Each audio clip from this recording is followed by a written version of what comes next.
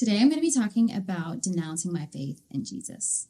At one point in my life, I denounced my faith in Jesus. So I know the title is inflammatory, but I think that this is a conversation worth having. Hey guys, welcome back to my channel. My name is Pittman and I talk about faith, confidence, and lifestyle from a Christian woman's perspective. Although I do follow Jesus now, there was a time in my life where I deconstructed and I denounced my faith. And we need to talk about it. So I was recently watching TikTok and there was a Christian influencer that I had once followed back in 2019.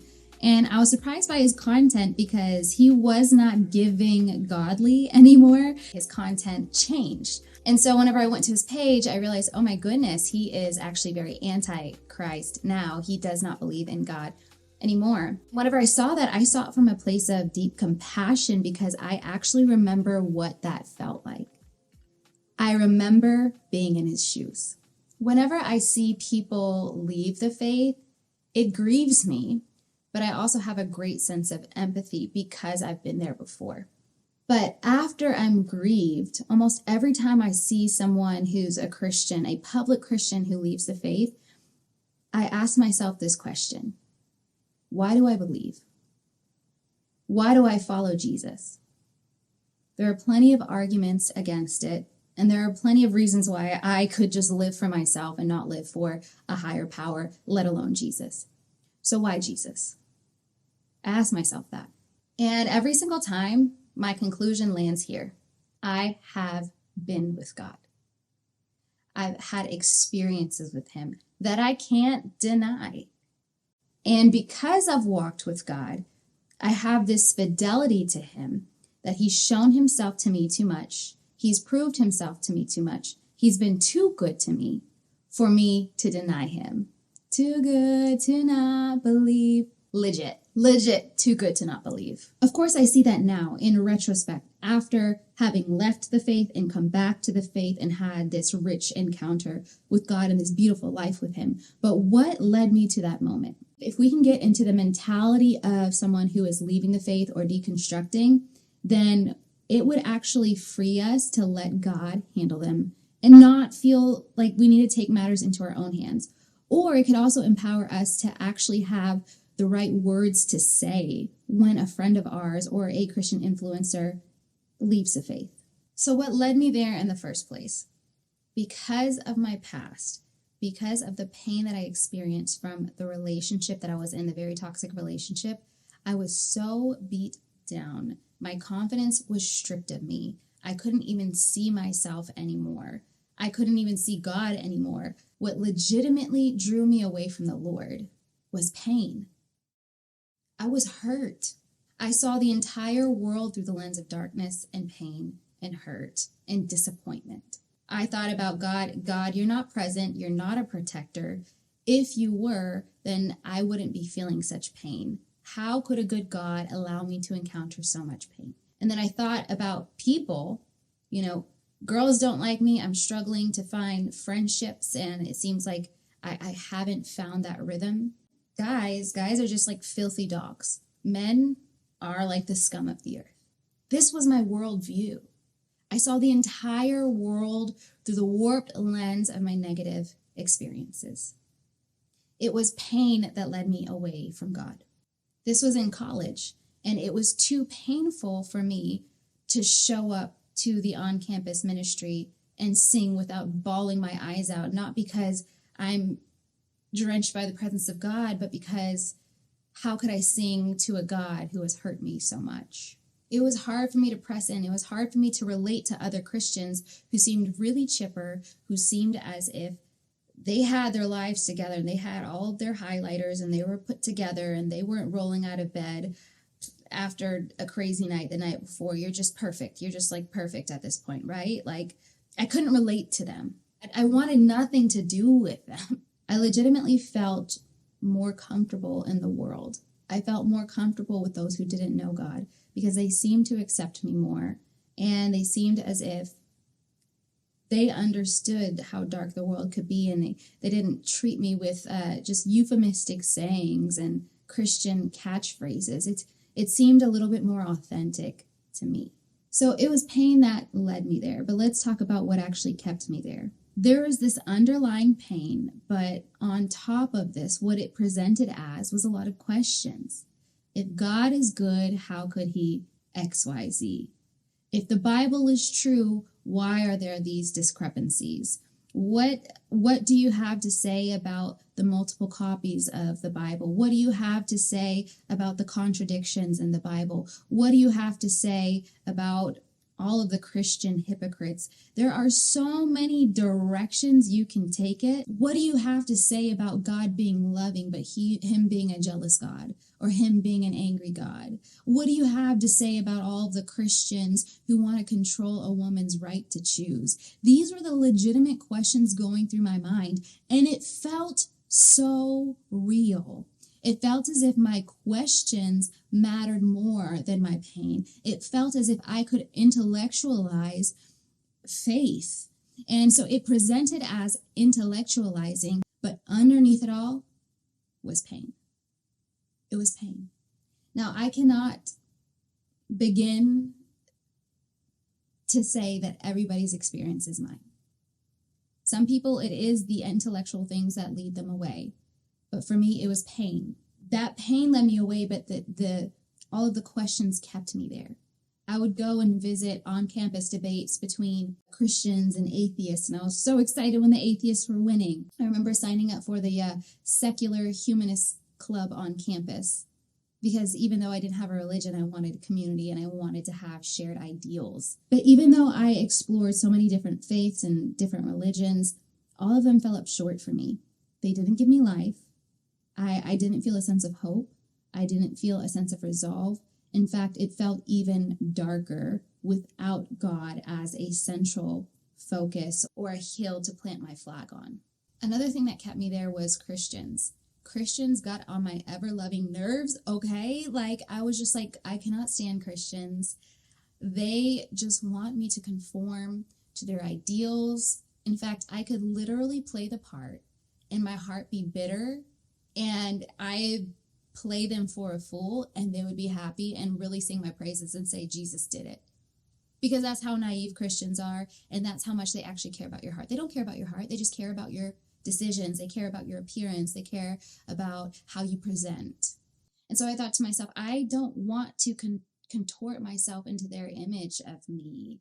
I don't want to do it. And I remember talking to a friend at the time, I was so irritated with Christians. I was like, ugh, they keep inviting me to come to church. I don't want to come to church. Like, why do they keep asking me to? All they're going to want me to do is, bring the Bible and do their Christianese things so that I can fit in with them to make them happy. And so I can be their little project so they can say, oh, yay, we did it.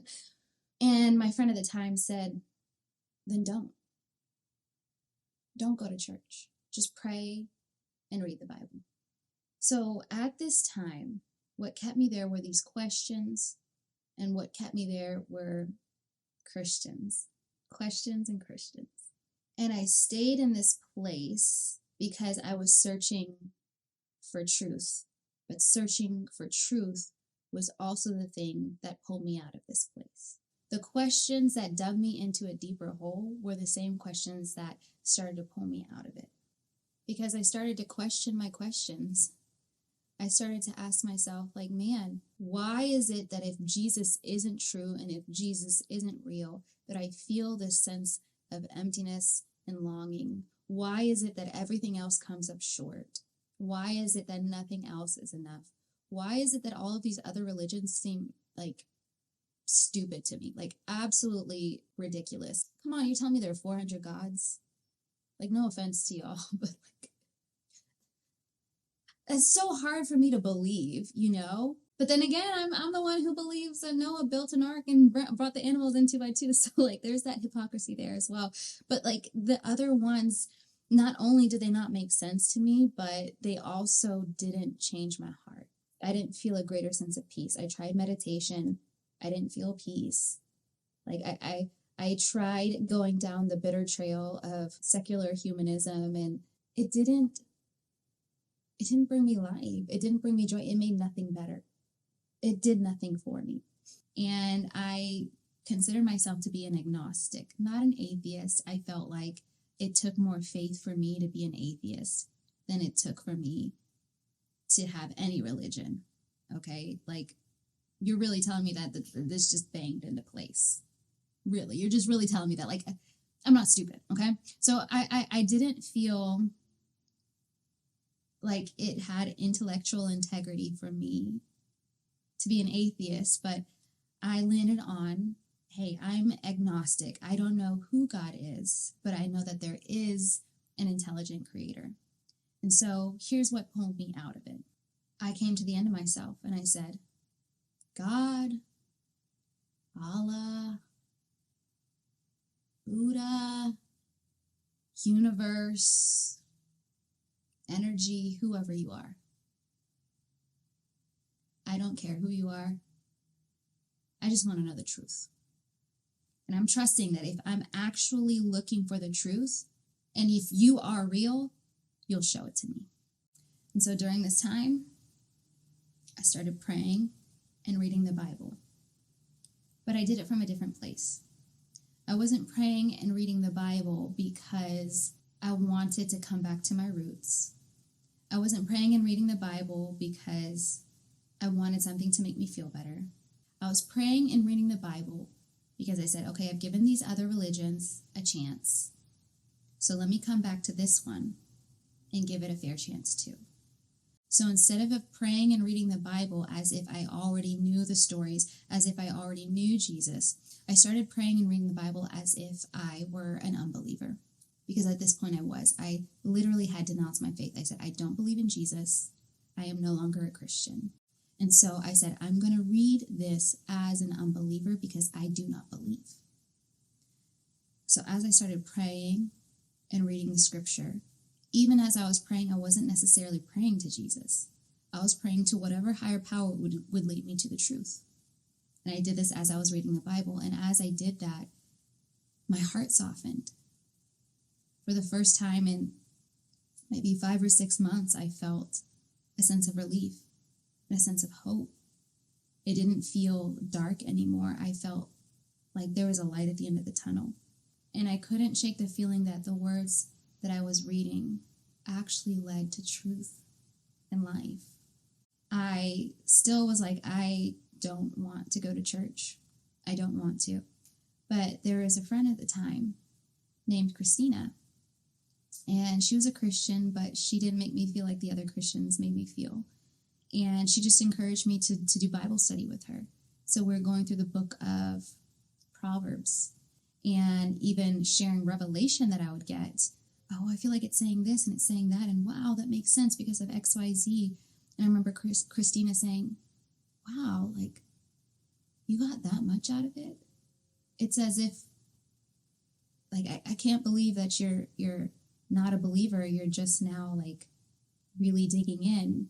Like she was shocked that I could get this much revelation and not be sold out to Jesus.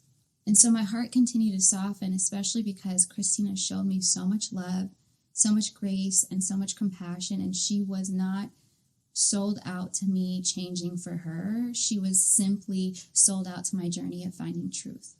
Not only that, but there are a million other coincidental things that happened during this time. Like a summer before, I had this dream that I met Jesus in heaven. I have that YouTube video here on my channel if you want to go watch it. Also, people unknowingly gave me prophetic words like God has a plan for your life. I share a little bit about that in my testimony video. That's also here on my channel. But there are all of these little coincidental things that were happening after I could not find life in all of these other religions, but I'm also praying and reading the Bible just because I'm exploring it and it's bringing me life. And it seems like God is speaking to me. And I met Jesus in heaven. I can't deny this. And so I started attending an on-campus ministry. And whenever I would go there, I wouldn't go there from a perspective of, hey, I'm coming here to worship, but more so I'm coming here to observe. I'm coming here to observe, hey, does this actually change my heart? Does this actually change my mind? Does this actually appear to be true? I was searching for truth. Whenever I heard the worship music, it was so interesting because I grew up in church and I grew up in this faith, But hearing the worship music, it brought me pain because of the idea that God had left me. And so while I would listen to this, it was so hard for me to contain that pain. And then I started to realize after time that I'm not hurting because there is no God. I'm not hurting because Jesus doesn't exist. I'm hurting because I had a relationship with him and I felt like he let me down. I'm hurting because deep down I know he's there and he always has been there. But I'm so hurt that it felt like he abandoned me. It's not that there is another God. It's that the one and true and living God, I felt like he had hurt my feelings. I felt like he had done me wrong. I realized that I needed to work out my relationship with him. So I kind of just began that journey. I began that journey of wrestling with God. And I didn't have all the answers. I never pretended to have all of the answers. But I knew that Jesus was the answer. As much as I tried to run away, as much as I tried to avoid it, he was the answer. And so I ended up going to this ministry on campus. They had this retreat called Campus Harvest. And I went to Campus Harvest and I ended up rededicating my life to Christ. And there I kept seeing 5:17 everywhere. And I told somebody on the bus there, I was like, I keep seeing 5:17 everywhere. And she was like, oh, like 2 Corinthians 5:17. For if anyone is in Christ, he is a new creation. The old has passed away and the new has come. And I knew that God was speaking to me then. I gave my life to Christ again, and then I got baptized again. And I knew after that I couldn't remain the same.